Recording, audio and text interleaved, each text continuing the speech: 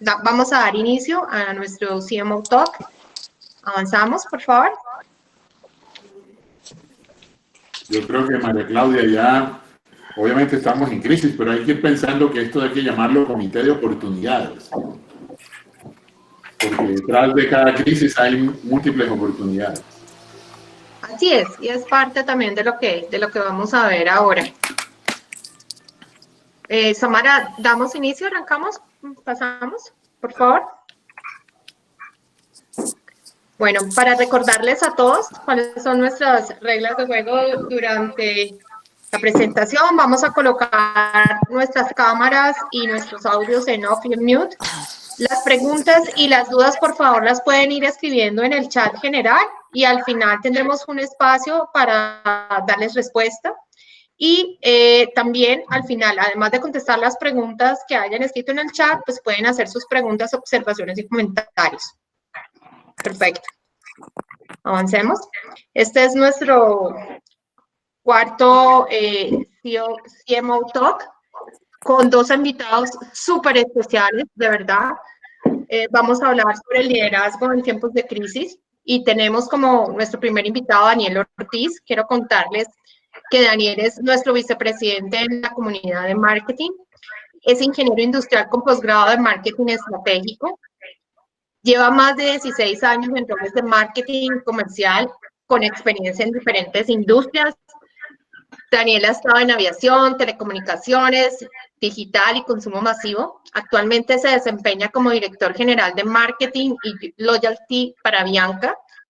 Y su prioridad, obviamente, en este momento de Avianca es poder continuar con su propósito de conectar al mundo con la grandeza de Latinoamérica por 100 años más.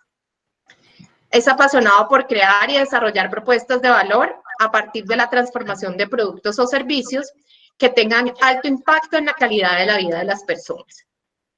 Nuestro segundo invitado es Pablo Londoño, abogado de la Universidad Javeriana con maestría en Administración de Art Delisle School of Management de Boston y en Mercadeo de la Universidad de Berkeley, reconocido consultor en talento, socio de la firma de reclutamiento ejecutivo Spencer Stuart, columnista de dinero y La Nota Económica. Y también es autor del blog ADN del Talento. Lleva más de 17 años, Pablo, dedicado a la consultoría del talento. Inició, su actividad como gerente general para Colombia y México de seminario. Posteriormente se vinculó hacia el 2002 como consultor de Confer International. En el 2008 lideró el proyecto de traer a América Latina a CTP Partners, firma de reclutamiento ejecutivo, y como lo mencioné al inicio, desde hace 5 años es socio de Spencer Stuart. Así que bienvenidísimos, muchas gracias por acompañarnos y sobre todo por traer este tema que me encanta y que nos va a ayudar a todos mucho en este momento. Adelante.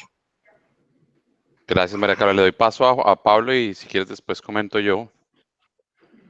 Muy bien, gracias, Daniel. Bueno, no, primero pues gracias a CXO Forum por la invitación, gracias a ti, a Daniel, por promover este diálogo, entre otras, así lo planteo más que como una conferencia magistral, que no lo es un diálogo con una gran cantidad de gente que está en el mercado, que está viviendo lo mismo que estamos viviendo nosotros, que tiene un poco las mismas inquietudes, dudas, temores y ansiedades que se están viviendo en el mercado. Espero poderles transmitir algo de lo que estoy viendo y lo que está viendo la firma en sus 50 operaciones que tiene a nivel global en 50 países distintos, como para contarles qué está haciendo, qué está viendo, cómo estamos viendo el tema de talento, qué tipo de dinámicas estamos viendo alrededor del tema de competencias, cómo estamos planteando escenarios, así como discutir pues tendencias que por supuesto en este momento son bola de cristal, es pura y neta futurología, porque pues nadie tiene la bola de cristal en este momento para saber qué va a pasar y cómo vamos a salir de este rollo. Pero sí tener un diálogo tan interesante como el de ustedes, o sea que muchas gracias a ustedes, gracias María Claudia y gracias Daniel por la invitación y me siento muy honrado además de compartir escenario con Daniel. No, muchas gracias a todos, gracias a la comunidad de verdad por conectarse. Yo creo que estos son los espacios donde tenemos que transmitir conocimiento, experiencia, por supuesto, prácticas de lo que estamos haciendo. en esto estamos todos y creo que ahorita cuando estemos en todo el tema de la charla se van a dar cuenta que van a haber muchos factores comunes. No pretendemos, como decía Pablo, abordar esto desde un marco de expertise. Creo que todos estamos aprendiendo, reaprendiendo muchos temas y pues bienvenido toda la construcción que se pueda dar al respecto. Como dice el título de la charla, al final estamos en un momento de crisis. Yo creo que aquí es importante que todos nos pongamos en un mismo contexto de qué significa crisis. Y hay un catedrático de Michigan por ahí en el 70 que hace una definición que creo que nos puede poner en ese contexto y es: una crisis es un episodio de baja probabilidad que tiene alto impacto en los negocios, tiene una duración, tiene un inicio y tiene un fin. Todas las crisis terminan y de alguna manera generan unos cambios demandantes en los negocios. Si las crisis no se abordan, pues lo más seguro es que eso esté llevado a un tema complejo afecta el negocio y afecta el valor que pueda generar esa compañía en el mercado. Entonces, con esto, y ahí toqué un punto importante, le voy a dar paso a Pablo para que nos ponga un poco en el contexto de lo que está sucediendo. Pablo escribía un artículo que me parecía interesante en LinkedIn sobre el nuevo entorno y lo que puede venir a pasar, y yo creo que eso nos da pie para que podamos entrar a entender cómo prepararnos para una crisis y lo que estamos haciendo desde diferentes aspectos. Muy bien, entonces, si quieres, pues, darle clic al slide y nos ponemos un poco dentro del contexto de lo que puede estar sucediendo, del nuevo orden mundial. Esta es una pintura famosísima de la peste negra, que entre otras, si ustedes, pues si releemos un poquitico de historia, fue precisamente esa crisis feudal y de la peste negra en los 1300 y pico la que después da paso, y lo hablamos con Daniel la semana pasada, al Renacimiento. Es decir, de estas épocas de crisis, y creo que lo estaba diciendo Ricardo hace un ratico, generalmente salen oportunidades. Toda la dinámica económica que generó en el sector, en el sistema feudal, la peste negra, desemboca después en un periodo de gloria, que es el periodo del Renacimiento, que es un periodo de luz, un periodo de renovación, de creatividad, de grandes maestros, de una gran cantidad de cosas buenas y positivas, que no es nada distinto a una reacción a algo que se veía venir y de lo que voy a hablar ahorita. Entonces, metámosle un poquitico de filosofía a todo este tema, porque finalmente, ¿qué se nos está presentando con la crisis y con este nuevo orden mundial? A mi juicio, se nos está presentando un gran dilema. Y lo voy a definir desde el punto de vista filosófico. Es decir, desde el punto de vista filosófico, los dilemas tienen tres características que son, entre otras, distintos a los acontecimientos. Un dilema, en principio, es primero inevitable. Es decir, en el momento en que se presenta, es imposible sacarle el cuerpo. O sea que una primera característica es esa, es la inevitabilidad. La segunda es que es trágico. Es decir, no hay un dilema sobre cosas buenas. La gente lo utiliza coloquialmente, decir, tengo el dilema de si comerme un helado de chocolate o una vainilla. Eso no es un dilema. Un dilema realmente es cómo nos enfrentamos a una tragedia. Es decir, siempre se presenta sobre opciones que uno no desearía o que uno no puede justificar. Y finalmente es moralmente irresoluble. Es decir, y esto es fundamental, pues a veces confundimos la posibilidad práctica de resolverlo, de tomar una decisión, con el hecho de que se resuelva éticamente. El punto de un dilema es que no se resuelve éticamente. Por eso es trágico, difícil y complicado, que es un poco lo que estamos empezando a vivir de qué hacemos. Dejamos que la gente se muera y salimos antes a la calle, a nuestro sistema laboral, o los cuidamos y finalmente dejamos de alguna manera que el sistema económico se nos funda. Una muy buena definición es, pues tenemos a un paciente en cuidados intensivos, casi que en un coma inducido, como lo ha definido Krugman, y finalmente pues uno no sabe cuándo despertar ese paciente, si lo despierto ya con el riesgo de que tiene que se nos muera, o lo despierto después cuando finalmente ya tengamos una vacuna. Ahora, un dilema es distinto a un acontecimiento, porque un acontecimiento es algo que tiene una potencia siempre abierta, que no se reduce, que no se deja atrapar bajo una descripción y bajo una prescripción y bajo una sola mirada. Y por lo tanto nos implica como sociedad, como colectivo y como grupo humano en una empresa, pues irnos acomodando en una serie de soluciones en la medida en que se están dando los hechos. Yo creo que tenemos los dos temas enfrente. Primero, un gran dilema, un dilema que es muy complicado de manejar y que es, por supuesto, inevitable, es trágico, es irresoluble, y por el otro lado, un acontecimiento que implicará a nosotros como sociedad que nos acomodemos frente a una serie de temas que ya se venían dando en el orden social empresarial, que eran muy complicados. Y era una gran cantidad de tensiones que traíamos de una cultura empresarial que se estaba planteando una serie de tensiones alrededor de valores que hoy en plena pandemia parecería se están revaluando, pero que hasta hace unos muy pocos días seguían siendo parte de nuestra rutina de valores de liderazgo, trasladados a nuestras culturas empresariales y que estaban sin duda generando tensiones. Por ejemplo, organizaciones que siguen premiando el retorno de capital, la utilidad, el EBITDA y el servicio a los accionistas muy por encima de su impacto social, del impacto a sus colaboradores, hacia sus empleados y del impacto hacia nuestro ecosistema, ¿sí? Es un primer tema que ya traía una tensión. Eso era parte del nuevo orden mundial. Una segunda, organizaciones en donde el poder todavía se detenta en unas pocas esferas, arriba de la jerarquía, en donde se sigue pensando que está el oráculo de la sabiduría, en una era en donde se ha probado que la inteligencia colectiva bien articulada da mejores frutos. Organizaciones en donde la información, en momentos en donde todo está a un clic de distancia y el conocimiento pareciera es materia prima a disposición de cualquiera, pero en donde todavía se cree que solo en las altas esferas del poder se tiene el derecho a hacer uso de esa información. Organizaciones carentes de transparencia, con graves problemas de coherencia entre lo que se afirma son sus valores rectores con lo que en la práctica se vuelve la forma en cómo aquí se hacen las cosas, que difiere de manera importante de los principios rectores de lo que aparece en su página web y que a todos nos venden como su estructura de valores.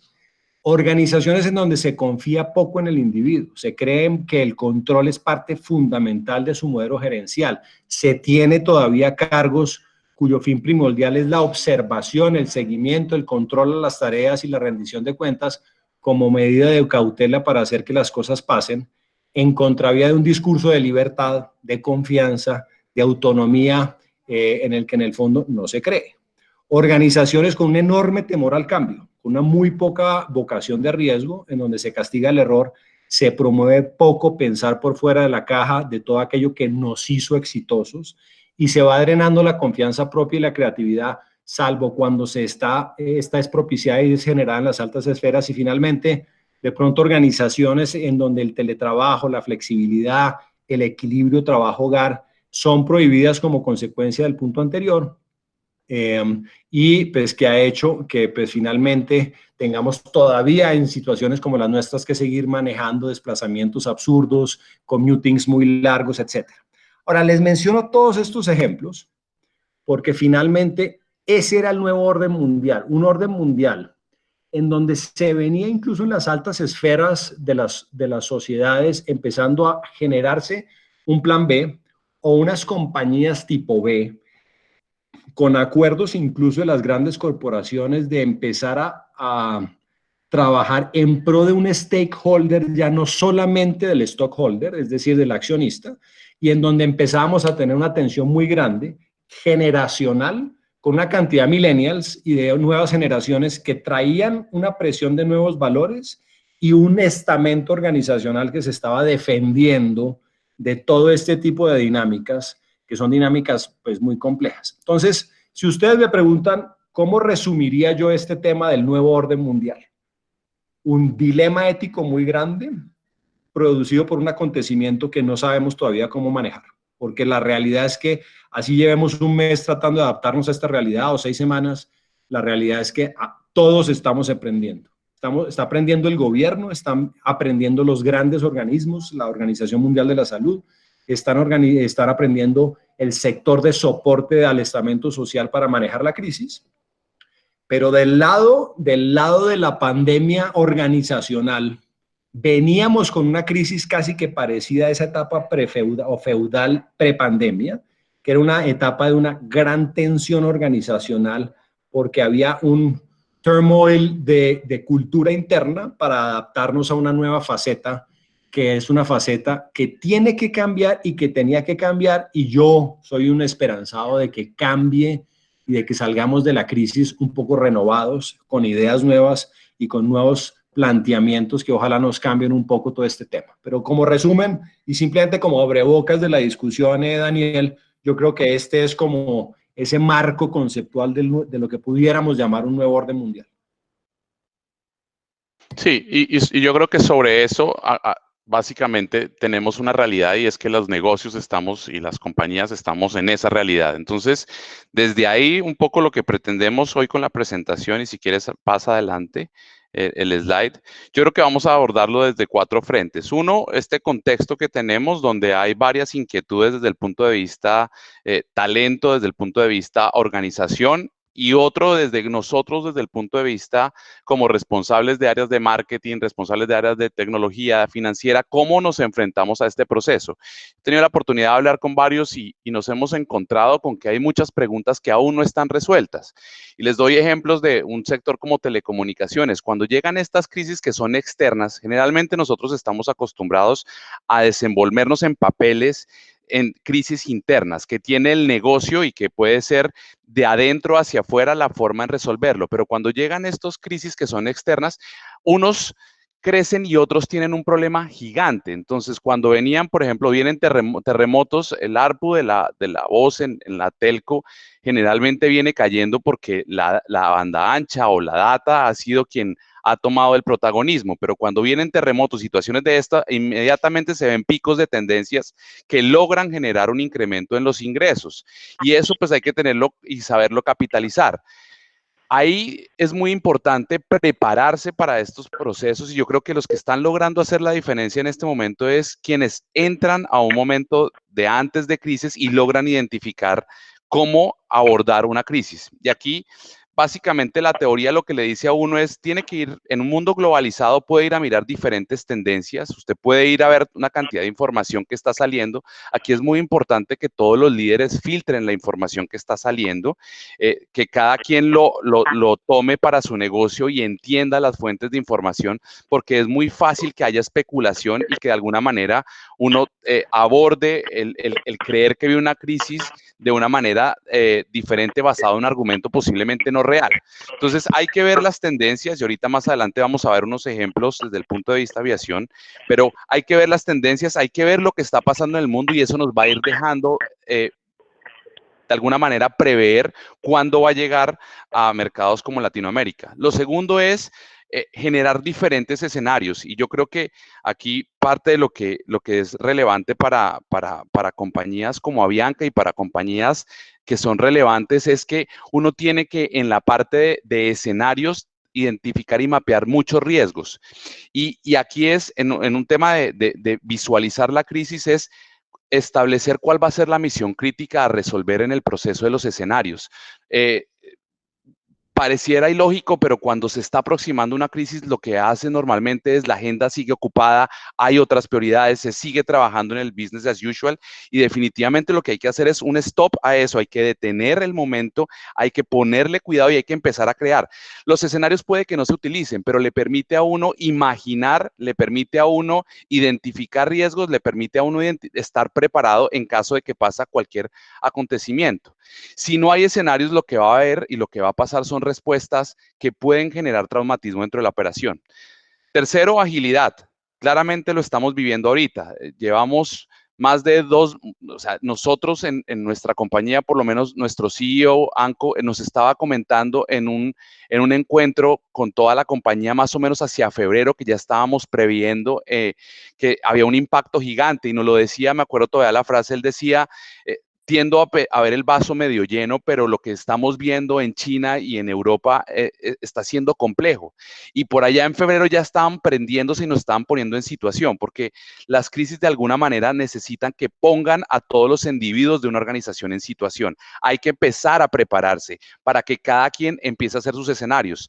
Tanto los comités ejecutivos como los responsables de área, como los diferentes managers, tienen que estar entrando en situación, porque eso nos da paso a un siguiente punto como evaluación evaluar impacto.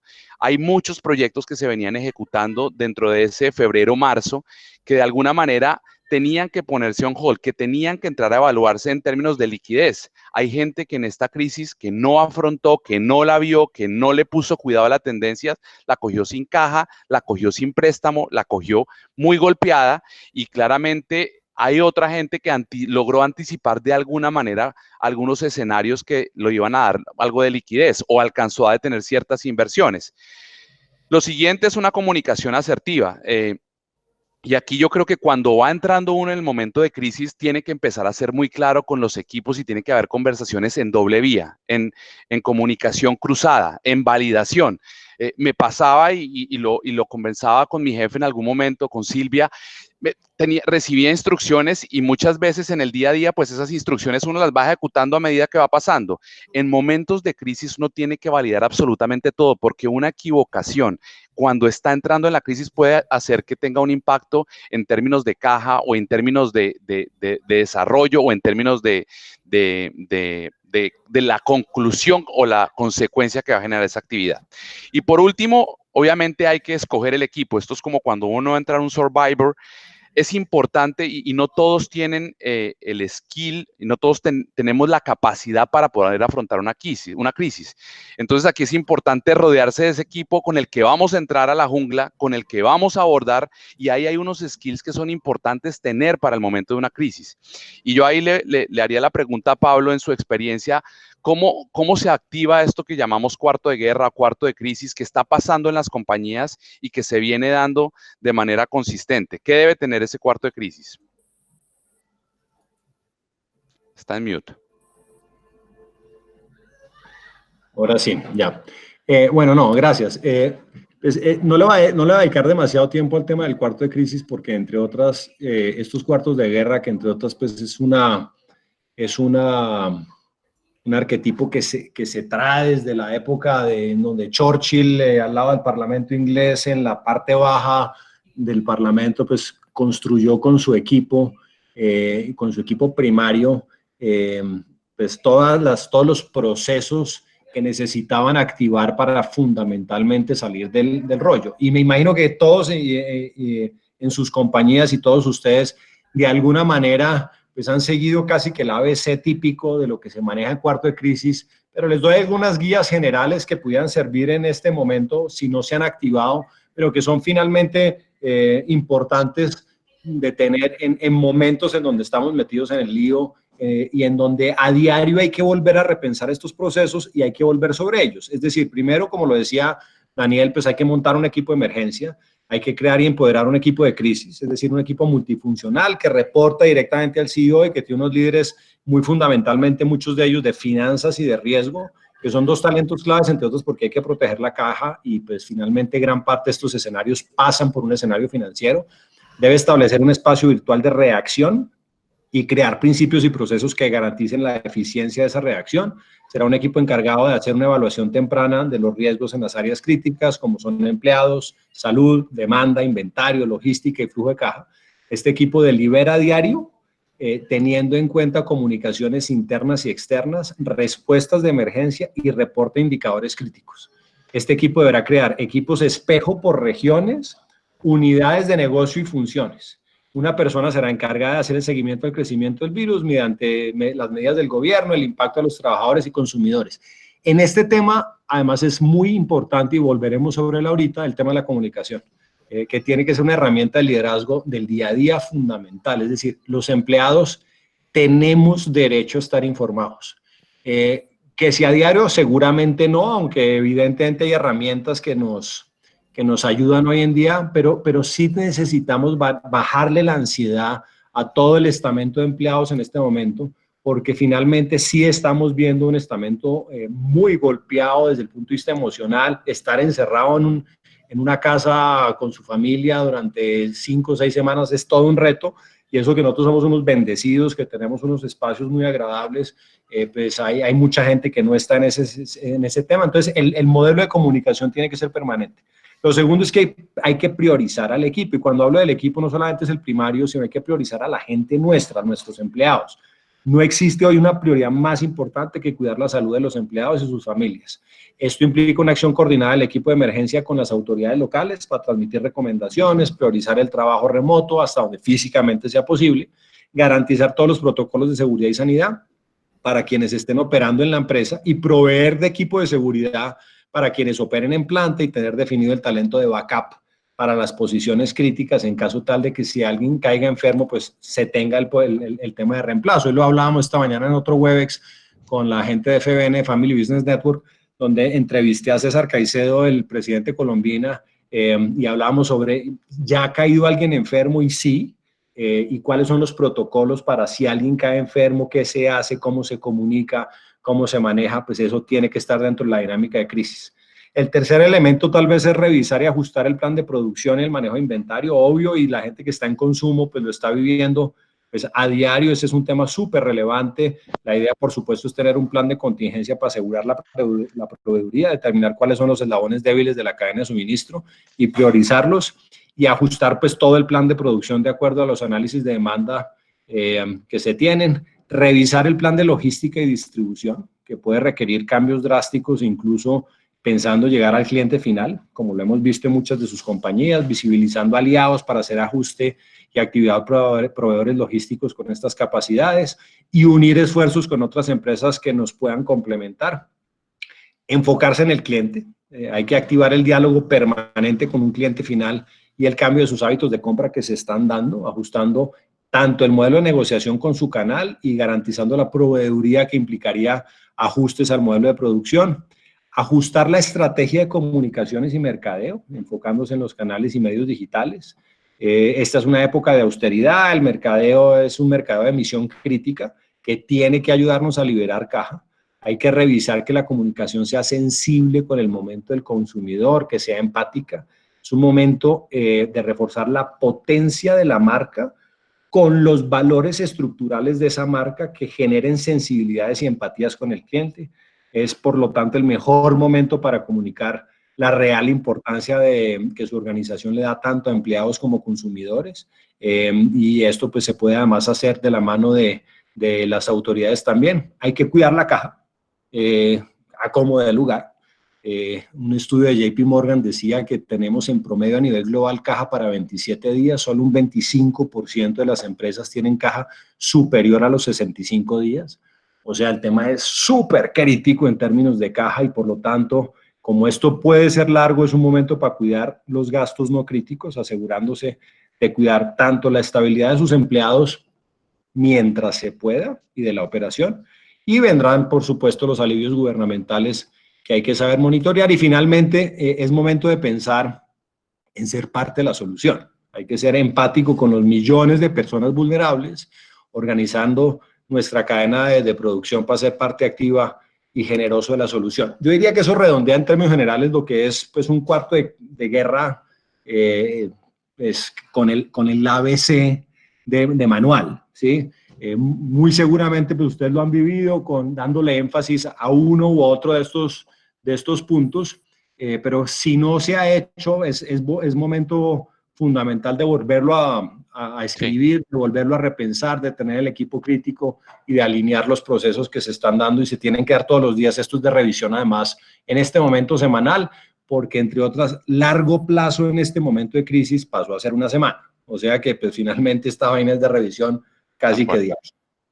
Sí, si quieres pasemos a la siguiente slide. Yo creo que aquí, y un poco para ir cerrando como esta primera fase, aquí hay un ejemplo de lo que se veía, por ejemplo, en la parte del 7 de marzo, esto de la fuente Flightradar en China y cómo se veían todos los vuelos a nivel mundial. Y fíjense, sobre el 7 de abril ya lo limpio que se ve, salvo Estados Unidos, eso ya nos estaba dando una tendencia de lo que estaba pasando en términos de cierres de aeropuertos, en cierres de mercados, y eso pues obviamente al interior de compañías como la de Avianca generó un plan de acción donde lo vivimos de la mano con muchos de ustedes, y algunos de ustedes me iban escribiendo diciéndome, Dani, necesito saber qué va a pasar con mi vuelo, y estábamos reaccionando.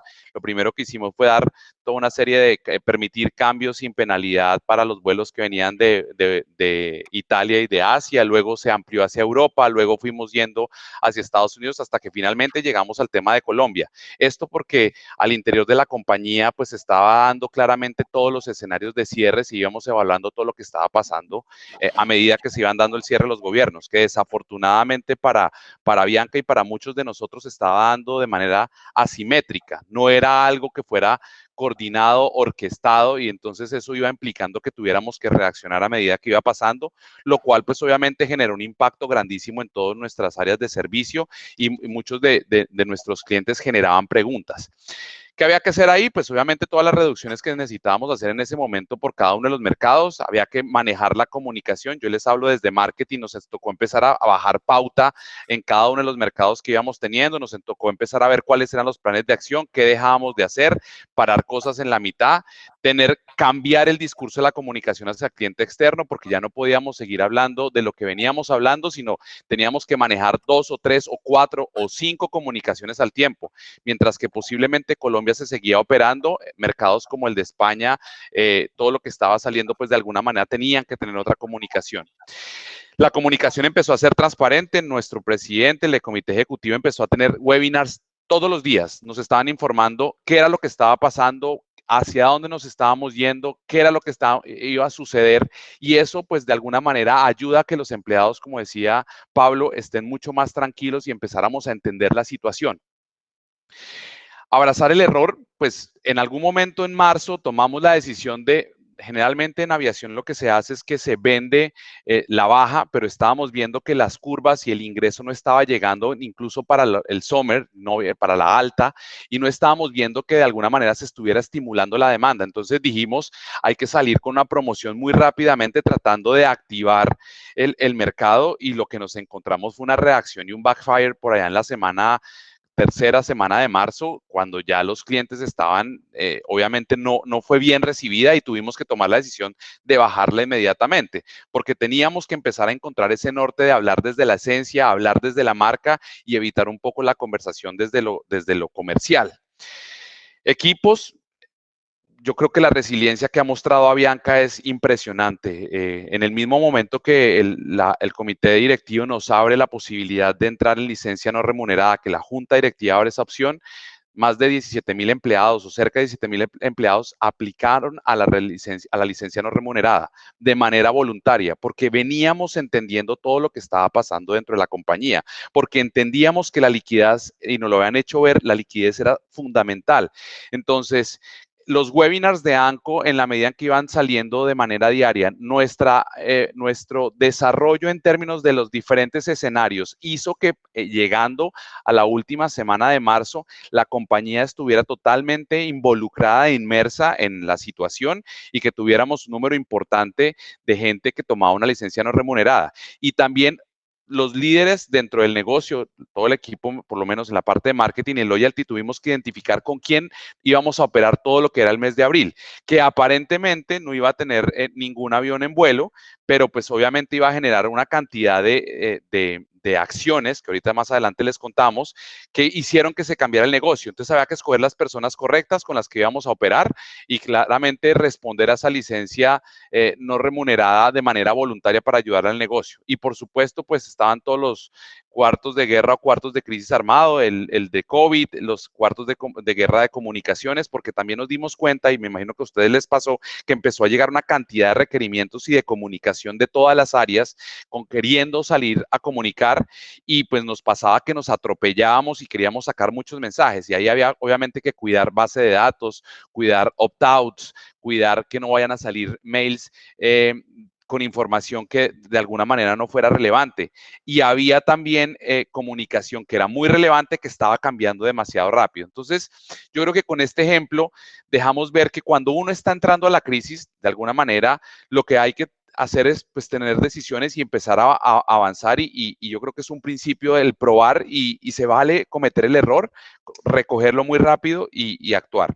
Si quieres, pasemos al siguiente slide, que ya creo que nos pone en el momento en el que estamos, y es qué pasa durante una crisis y cómo llevar la delantera y cómo anticiparse al momento. Y aquí, digamos, siguiente.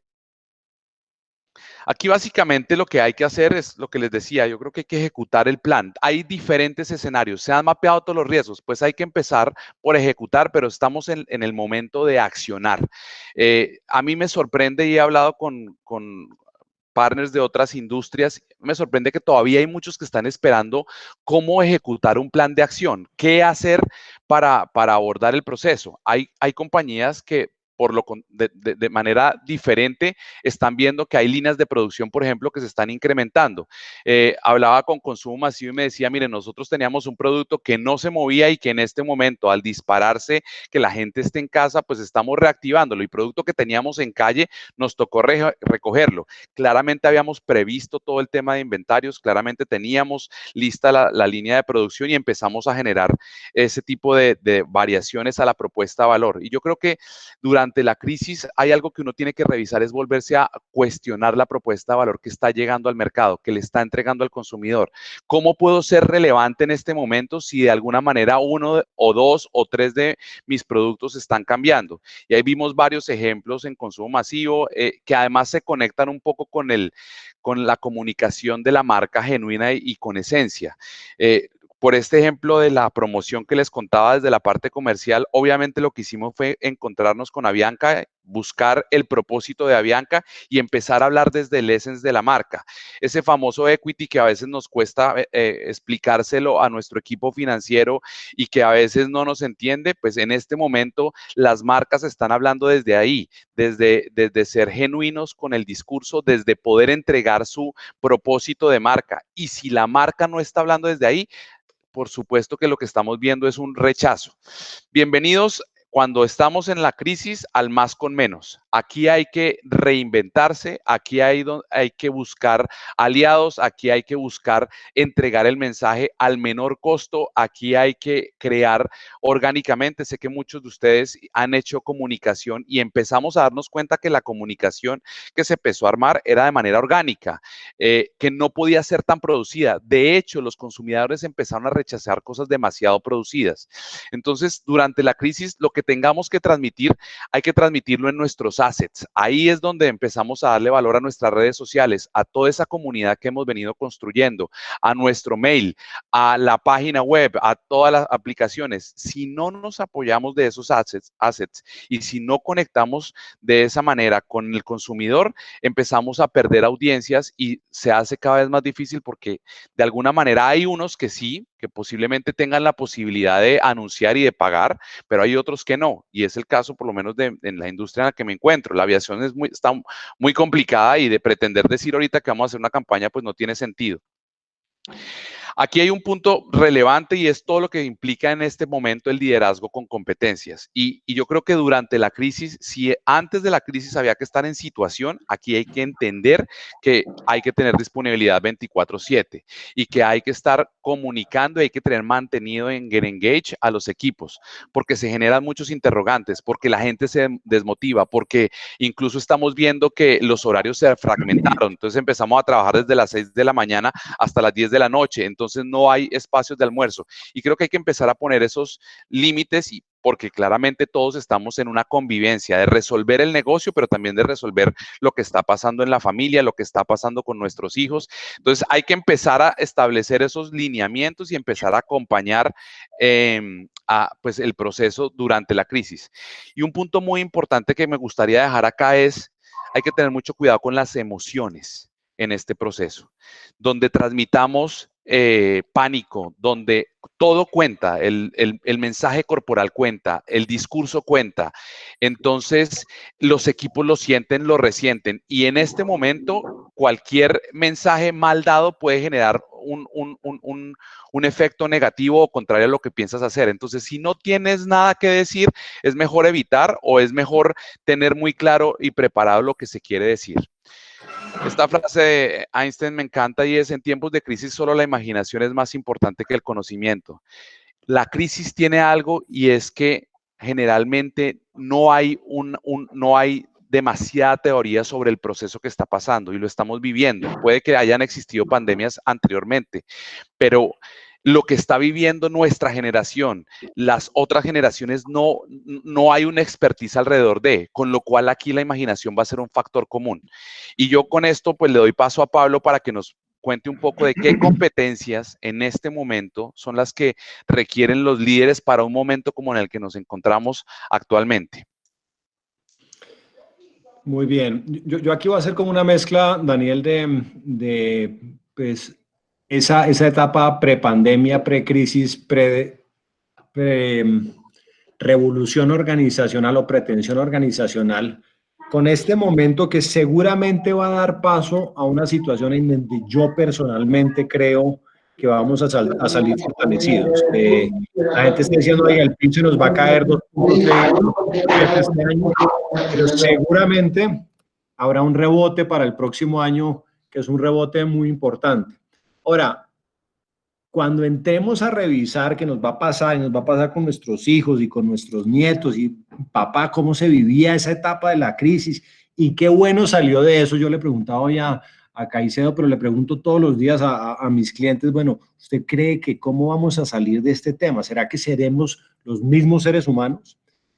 Con las mismas procesos y con la misma valores y la misma cultura organizacional, o vamos a salir fortalecidos de alguna manera. Yo, por supuesto, soy un eterno optimista y creo que esto nos va a generar enseñanza. Yo creo que vamos a salir con un modelo de liderazgo rehabilitado, con exigencias muy claras hacia la empatía por los nuestros, por nuestras familias, con esquemas de comunicación abiertos, transparentes, constantes, en donde la información no se detenta en la cúpula suponiendo que son el oráculo del conocimiento, sino apelando a que siendo una información que llega a todas las instancias de la empresa, va a enriquecer el aporte, la creatividad y va a activar la participación colectiva.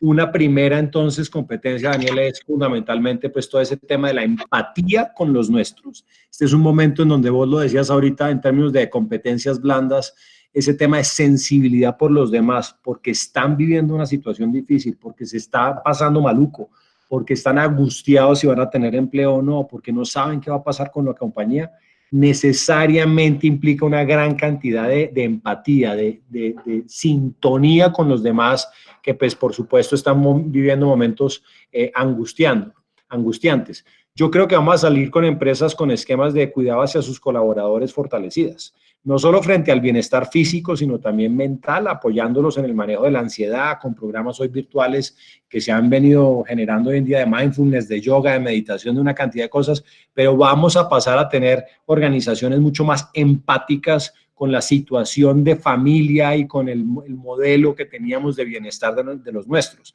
Vamos a seguir seguramente o a salir seguramente con culturas empresariales pensadas para habilitar el trabajo colaborativo, el rompimiento de los hilos, en donde la verdadera conexión con los demás sea un activo organizacional que acelere los procesos, que abrace la diversidad, que se sensibilice con nuestras necesidades familiares y las incorpore a una nueva forma de flexibilidad laboral. Este tema de la virtualización, pues finalmente ojalá se nos quede. Y se nos quede, entre otras, porque a mi juicio es la solución que tenemos para el metro. Si en vez de construir miles de kilómetros de metro, lo que hacemos es no tener que llevar a la gente a la oficina, pues nos estamos de tajo ahorrando una gran cantidad de necesidades de transporte masivo que hoy estamos empezando a entender que son absurdas. Vamos a salir seguramente habiendo hecho una maestría en virtualidad, en capacidad tecnológica, en trabajo colaborativo remoto, en autodisciplina frente al resultado, o sea, ambientes en donde se reevalúa el desplazamiento no solamente hacia las oficinas, se promociona el trabajo desde casa, se fusiona la oficina con nuestro espacio íntimo y se aprende a convivir en él apoyando las tareas de la casa y la educación de nuestros hijos. Es decir, vamos a salir en ese sentido acostumbrados a tener una dinámica de trabajo distinta. Vamos a salir habiendo reevaluado nuestras estructuras, sin duda muchas de ellas pesadas y burocráticas, eliminando procesos que hoy en día son anticuados e innecesarios de control, que poco o nada aportan, la verdad. Va a florecer la innovación, la creatividad, nuevas formas de hacer las cosas y atender al consumidor. Seremos seguramente de nuevo todos emprendedores, dolientes de cada centavo, conscientes de que cada peso cuesta, que es difícil hacerlo y es muy fácil perderlo. Todos trabajaremos en startups. Una de las dinámicas que vamos a ver es que finalmente el día que se nos vuelva a generar el trabajo va a cambiar tanto la dinámica del consumidor seguramente, que de alguna manera esa filosofía de que todos estamos trabajando en una startup, en una compañía nueva que hay que rehacer, nos pone no solamente en un tema de agilidad que vos estabas contando, sino además en una mentalidad de que todos somos emprendedores de nuevos, pero todos somos propietarios y dueños de esa empresa, que si no la sacamos adelante entre todos, finalmente, pues vamos a verla muy seguramente fenecer. Y finalmente yo diría, Daniel, que seremos mejores, no me cabe la menor duda, más solidarios con los que menos tienen, más conscientes de nuestra responsabilidad frente al planeta, frente a los demás, seremos distintos, vamos seguramente a abrazar el cambio con mayor realidad y con mayor agilidad y empezaremos, ojalá, a darle un nuevo sentido a la vida y a un nuevo sentido al trabajo. Es decir, yo creo que muchos en nuestras horas de desvelo, no sé si les ha pasado a ustedes, a mí me ha costado un trabajo espantoso manejar mis horarios.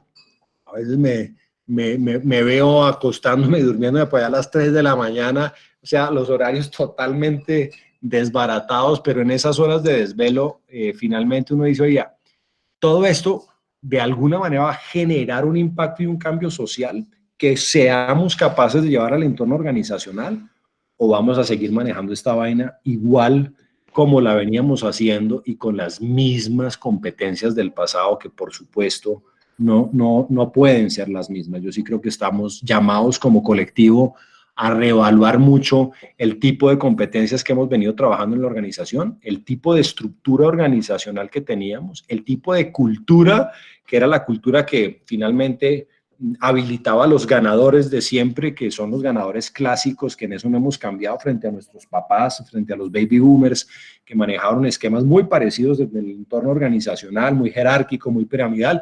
Yo sí creo que estamos llamados a generar un escenario distinto en términos de competencias. Sí, totalmente de acuerdo. Yo creo que hay que replantear estructuras mucho más livianas, hay que romper silos.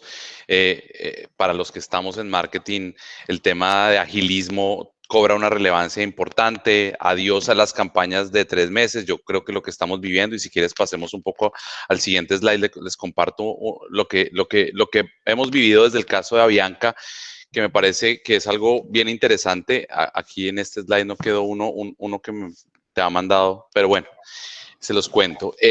Básicamente lo que pasó es, hay un cierre buscando el cierre con menor impacto, pues toda nuestra área comercial se ha volcado en apoyar vuelos de rescate, se ha volcado en apoyar a los consumidores, a las áreas de servicio, se ha volcado en ayudar a que pues todos los pasajeros que se encuentran en diferentes partes, sean de diferentes nacionalidades, vayan a sus países. Eso fue ha sido un trabajo gigante, titánico, que se ha hecho de la mano con los mercados.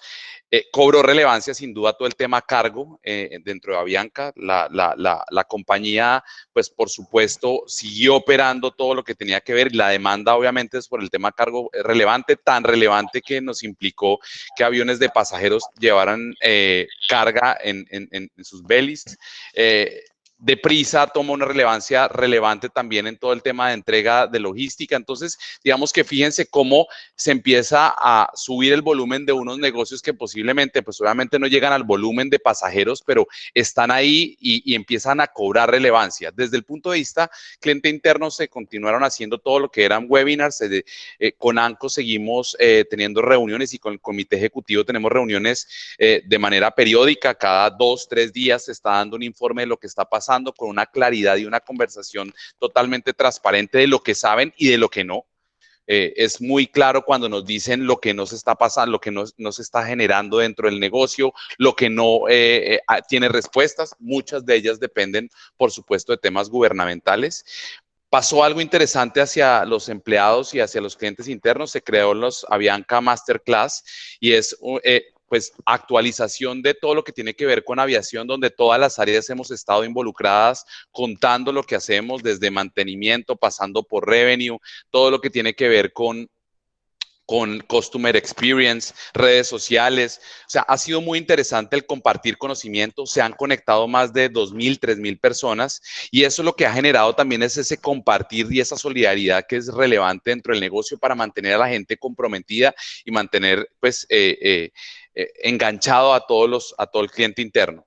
De cara a cliente externo, como les decía, hemos estado trabajando en todo lo que tiene que ver con cambios, con bonos, con voucher. Para nosotros es muy importante y para toda la industria del turismo es muy importante la posibilidad de que ustedes y que nosotros volvamos a volar en el corto plazo, de que nos soñemos con que vamos a ir a la playa. Seguramente va a cambiar y lo vamos a hablar más adelante en esos cambios que vamos a tener de confianza, pero es muy importante por el bien del turismo, por el bien de la hotelería, por el bien del guía que se encuentra, que depende de esto, que de alguna manera conservemos esos viajes que pensábamos hacer, y en eso hay un trabajo gigante para tratar de mantener todas las reservas dentro de todo el equipo Avianca.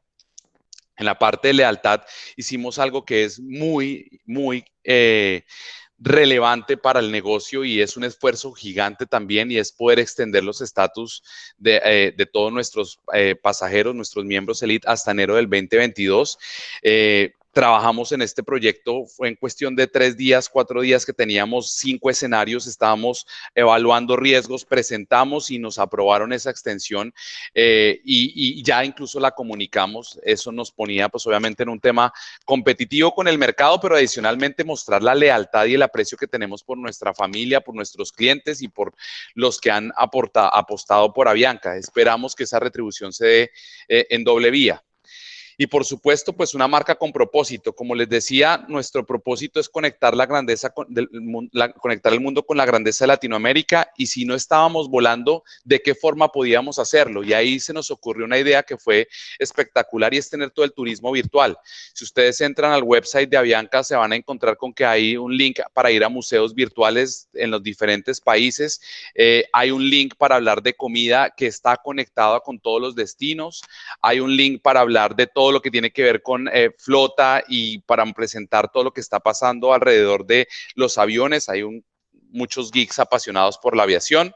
Presentamos nuestro concepto Seguirá Volando desde un punto de vista de los mercados de Latinoamérica, de Colombia, más allá de lo que pueda pasar con Avianca, un mensaje positivo. Creo que lo tocaba Pablo y lo decía yo, en este punto es donde hay que mandar mensajes positivos. Hicimos un concierto o promovimos el concierto que pasó la semana pasada con Fonseca. Es decir, hemos estado generando actividades para mantener esa grandeza de Latinoamérica presente, viva. A nuestro site sigue habiendo un tráfico importantísimo. Y eso pues de alguna manera muestra y también pues obviamente dimos los mensajes difíciles como el cierre de nuestras salas, y hoy estamos vestidos de verde con el Día de la Tierra y hemos estado presentes, activos, mostrando que el propósito de Avianca sigue intacto, que más allá de que no podamos volar, estamos haciéndolo viable y que de alguna manera pues ahí seguimos por el tiempo que nos toque. Obviamente en el más con menos pues estamos con el 15%, en lo personal estoy con el 15% de mi equipo, y eso ha implicado unos retos gigantes. Incluso el mismo Borja que está en la llamada pues nos ha dado un apoyo grande desde la agencia, porque esto ha implicado también renegociación con partners. Yo creo que en un momento como este es donde hay que hacer la conversación, hay que tenerla difícil, le ha pasado a todos, y hay que ver cómo le ayuda a uno al financiero. La conversación con el financiero es supremamente importante para ver qué cosas puede pasar de cara hacia adelante y ayudarle a alivianar la caja. Aquí los vamos a dejar con un video para mostrarles un poquito de esa esencia. Algo que me parece bonito de este video, antes de que lo pongas, es un video que se hace en un fin de semana. Es un video que refleja un poco el amor que tiene la marca por seguir conectando la grandeza del mundo con Latinoamérica, y es un video que habla por sí solo, pero además la música y todo fue hecho para este momento. Entonces, pues los dejo, espero que disfruten, y ya llegamos a la siguiente fase para ir terminando y cerrando la sesión. Hoy estoy cantando a tu oído. ¿Puedes bajar un poquito, por favor? Canto infinito. Y quiero que entiendas que la vida sigue adelante. Así será, todo sucederá.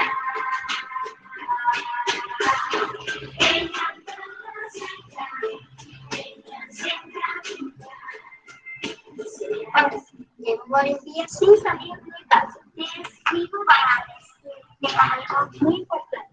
Tienes que quedarte en casa. Y no puedo hacer nada. Espero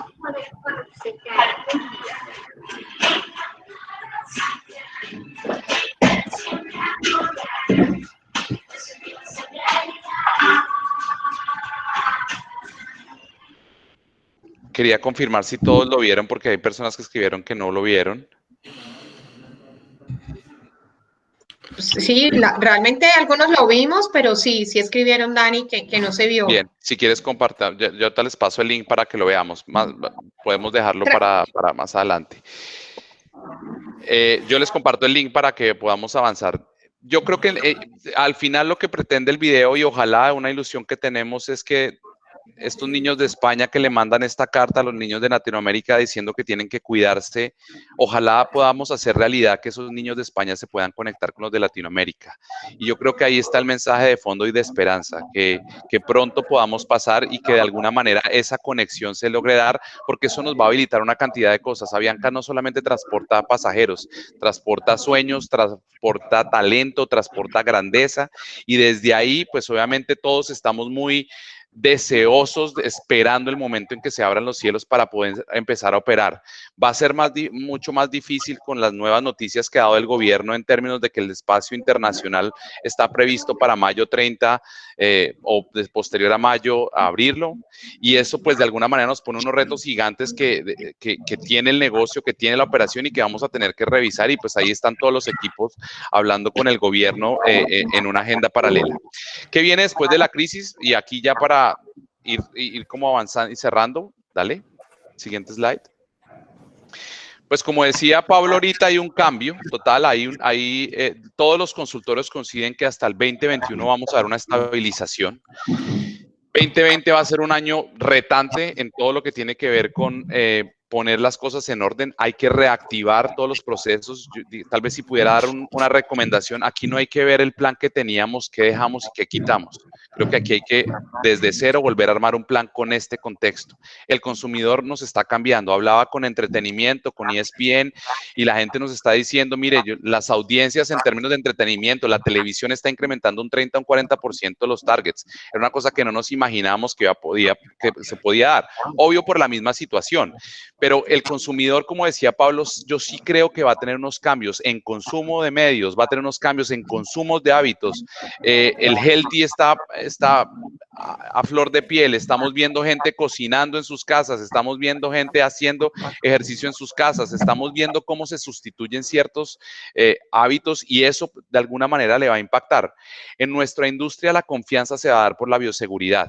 Por supuesto, y aquí es algo muy importante decirles que todo lo que pasa en un avión, pues definitivamente nosotros tenemos todos los temas de refrigeración y presurización, eso está al 99%, por ahí no se transmite nada. Lo que pasa es que hay paradigmas que llevan a pensar que de alguna manera hay contagio en los aviones. No, si alguien viene contagiado, y lo que vamos a tener que trabajar con los gobiernos es para prevenir que esa persona no suba, pero no, la industria nuestra no puede estar reduciendo de alguna manera capacidad, porque para nosotros es muy difícil. Muchos saben que este es un sector que tiene márgenes muy bajos, y de alguna manera lo que necesitamos es que el contagio se prevenga antes.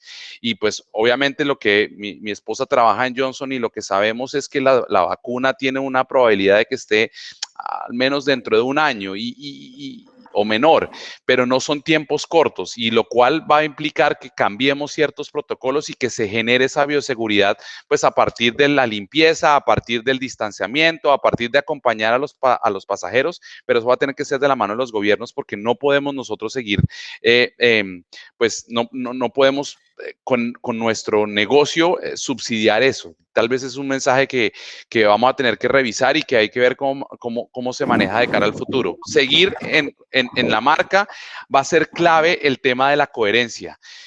Nos van a estar mirando mucho cuando abramos a todas las marcas, cuando se abra este tema comercial, lo que vamos a hacer. Y ahí va a ser muy importante cómo ese equity que hemos construido se conecta con la parte comercial, porque mañana no podemos salir olvidando lo que pasó en estas semanas.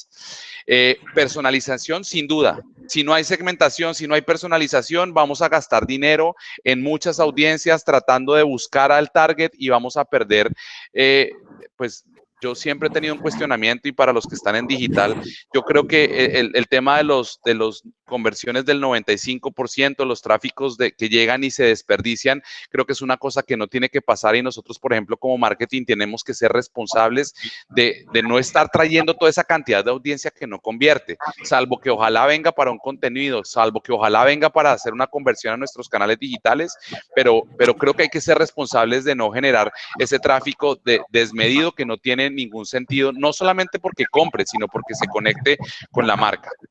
Cultura resiliente, bueno, no, creo que se explica solo, y en esto vamos a tener que, como líderes, ayudarle a nuestras compañías y a las organizaciones a levantarnos, a un mensaje propositivo y a llevar de la mano con ellos pues todo el desarrollo de lo que venga para un 2020.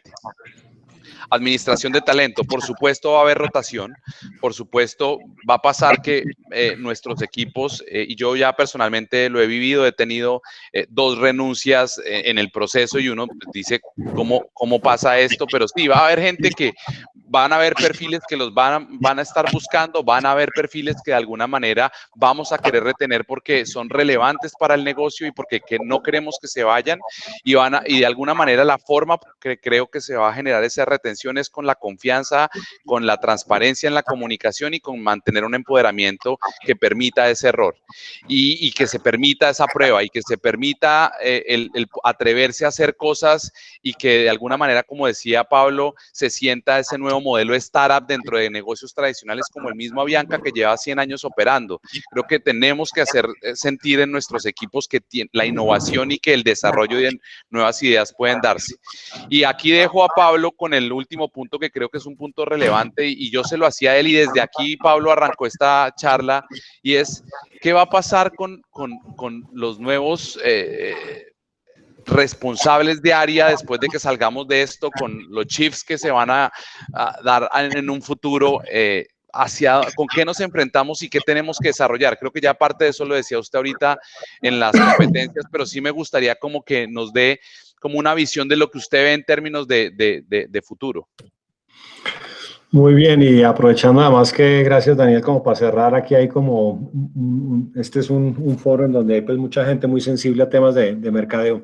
A ver, en talento nos ha pasado mucho, nos pasó en el 2008 cuando salimos de la crisis, o cuando estábamos saliendo en 2009 de la crisis, que digamos a nivel empresarial, desde el punto de vista de la demanda de talento, pues finalmente todo el mundo quería al mago, ¿sí? Quería al mago, al Messi de la cuadra que saliera y con 2 o 3 toques de velocidad, pues finalmente metía los goles que tendría que hacer la empresa para salir del rollo. Y durante la historia empresarial nuestra y global, finalmente, como que hemos vivido 3 tipos de arquetipos diferentes en términos gerenciales, muy ligados, entre otras, en este caso, el arquetipo cabe perfectamente alrededor de la gente de mercadeo, y es un primer arquetipo que es el arquetipo del iconoclasta creativo clásico, es decir, es un visionario muy estratégico que personalmente presenta la próxima gran idea. No sé si ustedes, me imagino, sí han visto Mad Men, es como el Don Draper de Mad Men, ese rol que tiene en sus raíces, viene desde los primeros días de la publicidad masiva y la suposición de las empresas de que el verdadero liderazgo de marketing vendría de una agencia creativa publicitaria nueva y de un talento muy, muy especial, muy único, muy creativo, muy innovador, que va a presentar el nuevo gran producto, la nueva gran idea que nos va a sacar de todo el tierrero. Ese es un primer arquetipo muy clásico. El segundo arquetipo es el del gerente general profesional, y pongámoslo en términos de marketing, por ejemplo, el gerente general profesional de marketing es por decirlo de alguna manera, la típica ruta crítica de los Procter, ¿sí? Es decir, es un personaje es la profesionalización de la gerencia del rol de marketing. Maneja todas las aristas del poder, es muy generalista, es muy integral. Los CEOs confían mucho en estas contrataciones para administrar el departamento de marketing como función, porque además son muy cercanos tanto a finanzas como a recursos humanos. Ese es un segundo arquetipo, que es más un generalista, es un perfil de gerente integral. Y hay un tercer arquetipo más reciente que surge ahora, que es casi que ese gran profesional digital, con experiencia en marketing digital o incluso del lado de los datos y el análisis de data, en donde finalmente muchos de los CEOs que no son tan versados en digital ven esta opción como el ofrecimiento de la seguridad futura de que va a ser la persona encargada de cambiar los procesos internos, digitalizarlos y hacer que las cosas pasen de una manera distinta. Ahora, si uno revisa esos 3 perfiles, nosotros en talento y en reclutamiento ejecutivo hemos pasado por los 3 perfiles y no los apliquemos solamente a marketing, los aplicamos a todas las funciones. Si estamos hablando de CEOs, fíjense que hay muchos que traen el super líder revolucionario iconoclasta que quiere cambiar todo, o quieren el gran profesional que administre muy integralmente un tema, o alguien que tenga un know-how especial en algún tema, el caso que puse es el digital, para efectos de, desde esa órbita, empezar a cambiar los procesos hacia futuro. Entonces, la gran pregunta que me hago yo y que nos hacemos en talento a nivel global hoy en día es, ¿cuál va a ser la mezcla en este momento idónea de cara a un tema, de cara a una crisis? Y es, por ejemplo, un iconoclasta creativo con una mezcla de gerencia general, es decir, genial, vanguardista, pero bien administrado, o por ejemplo, un iconoclasta creativo, pero con un toque digital, es decir, una función, si la ponemos en marketing, por ejemplo, de marketing más moderna, pero inteligente digitalmente, o vamos a querer más bien un gran gerente general con ese toque digital que nos garantice la administración del proceso actual y salvarnos desde caja, pero por el otro lado impulsar los procesos futuros. Y la verdad es que no tenemos la fórmula secreta, ojalá la tuviéramos, porque en términos de futurología es supremamente complicado de entender cuáles son los temas. Si ustedes me ponen a pensar, me ponen a apostar a mí, yo me voy un poco más por ese último modelo. Yo creo que nosotros no estamos en este momento para iconoclastas puros, porque esos son personajes y son profesionales de estadios de madurez organizacional muy establecidos, pero con capacidad de caja para asumir grandes riesgos. Y yo creo que las organizaciones no van a salir necesariamente muy fortalecidas de todo este proceso, al revés, van a salir debilitadas y por lo tanto no van a tener en caja suficiente vocación de asumir riesgos muy grandes, salvo las que están botando un último flotador, a ver si nos podemos colgar de ese. Yo me voy más por alguien que tiene necesariamente que tener un ADN de nuevas tecnologías, de futuro, de procesos de innovación claros, pero que sepa administrar muy claramente el entorno y que tenga la capacidad gerencial para rodearse muy bien del equipo crítico. Eso, por supuesto, ya trasladado pues, a competencias, pues implicará un recetario nuevo de competencias. Pues, por supuesto, a nivel de profesionales, yo creo que aquí vamos a salir a reevaluar el modelo necesariamente. Creatividad, tecnología, confiabilidad, humildad, colaboración, automotivación, capacidad de aprendizaje, en fin, resiliencia, y son todas como que se me vienen a la cabeza con el recetario de lo que seguramente vamos a pedir, porque sí va a cambiar el entorno. Pero si me ponen a pensar frente a los 3 arquetipos típicos que buscamos en alta gerencia, yo creo que esos son las revisiones que vamos a tener. El mercado, pues para cerrarles, el mercado está golpeado.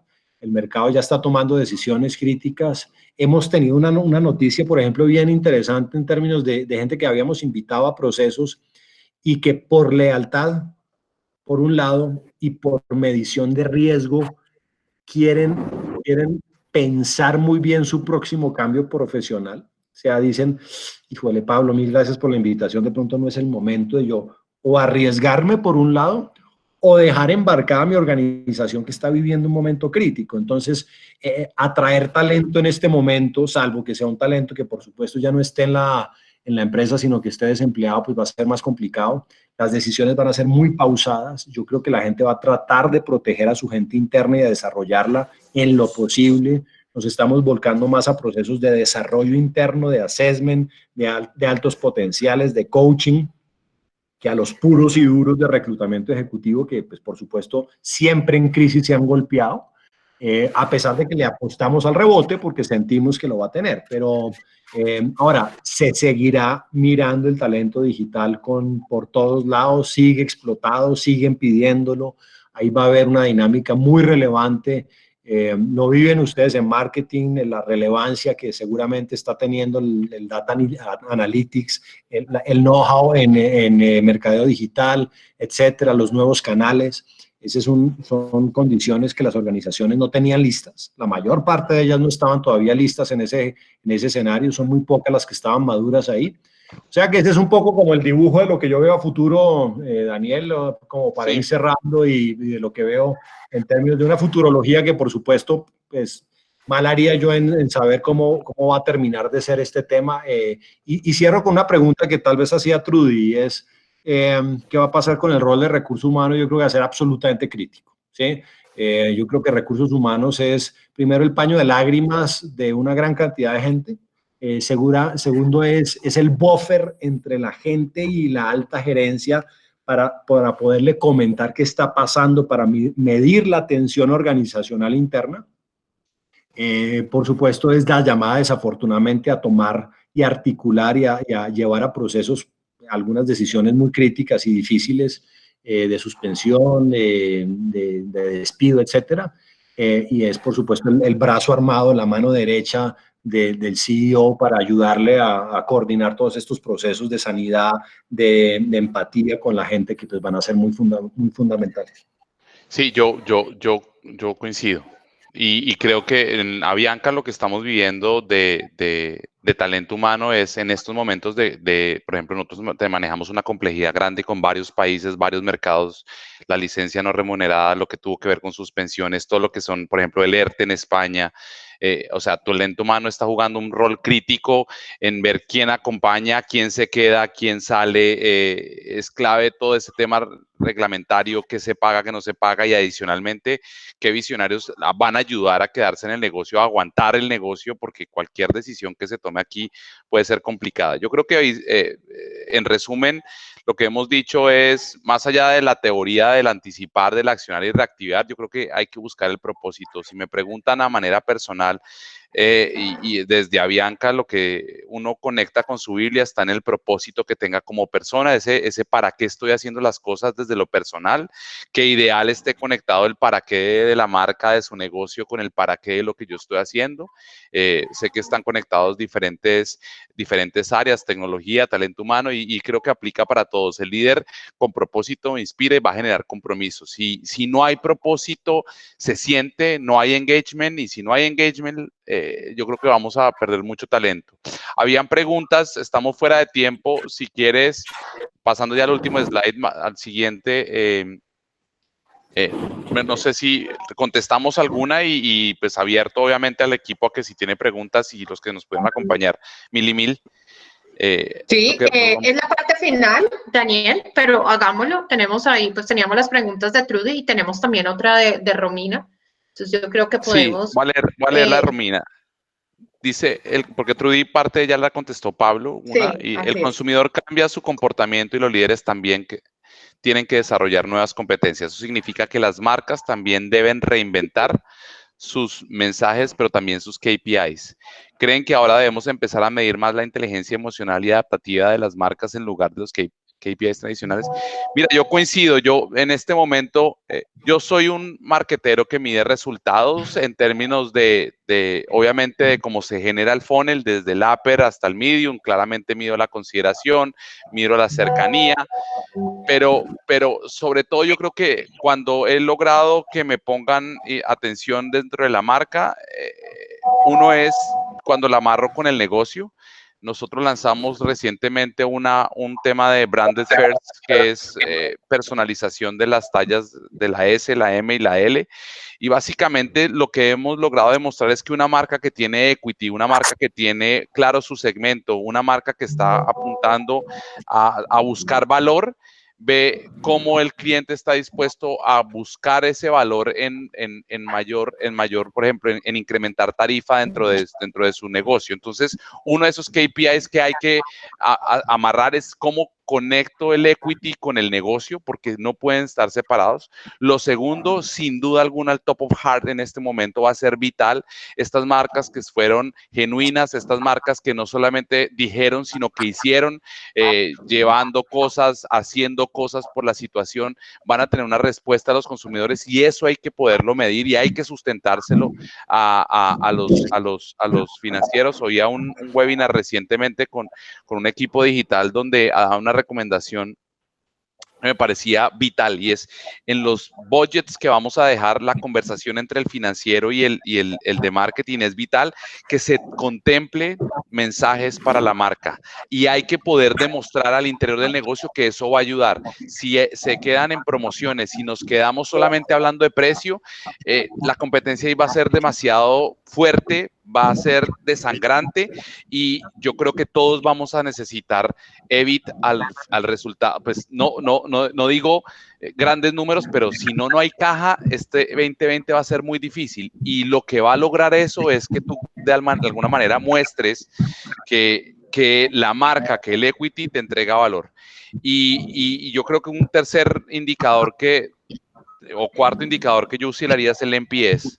Es clave entender en qué está el Net Promoter Score de nuestros clientes en términos de servicio al cliente y creo que hay que mirarlo en todos los puntos del journey.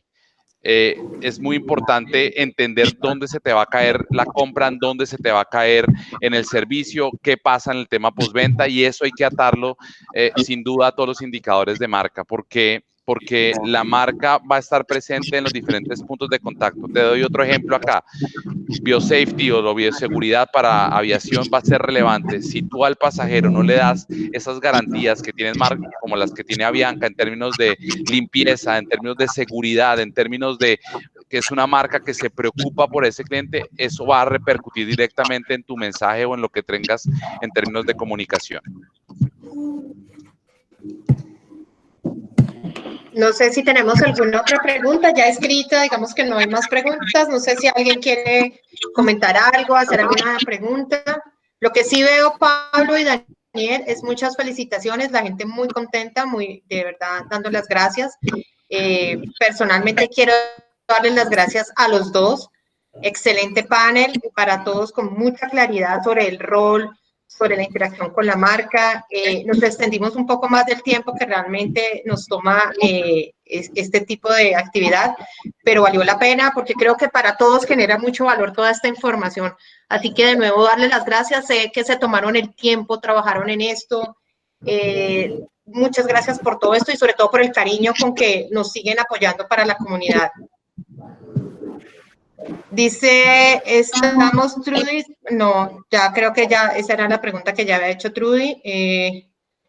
Como les digo, realmente lo que veo ya es más felicitaciones y dando las gracias. Muy bien, no, a ustedes, creo que Trudy agregaba una pregunta final, si es un momento de contención o empoderamiento, yo creo sin duda alguna que nos toca hacer las dos, una en orden, es decir, el primer tema necesariamente es de contención emocional, de contención del negocio, de contención de los factores críticos, de manejo de las variables que golpean al negocio, de garantizar la viabilidad del negocio y por supuesto eso arranca desde lo emocional con nuestra gente, pero necesariamente y porque además estamos trabajando virtualmente tenemos que pasar una etapa de empoderamiento absoluta, es decir, confiar en nuestra gente, confiar en que tenemos muy buen talento, comunicar mucho, pero necesitamos soltar. Esta es una época de mucho trabajo, muchas veces mucho más trabajo que lo que hacíamos antes de una manera muy distinta, pero que implica necesariamente estar delegando en nuestro equipo y generando espacios de comunicación que nos permitan hacer el seguimiento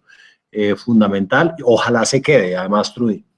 Ojalá se quede el modelo de empoderamiento que me parece que es una de las ganancias que va a tener todo este escenario. O sea que pues muchas gracias a todos, mil gracias por la invitación, Dani, muy buena la iniciativa y a todos pues muchas, muy queridos Gracias a todos.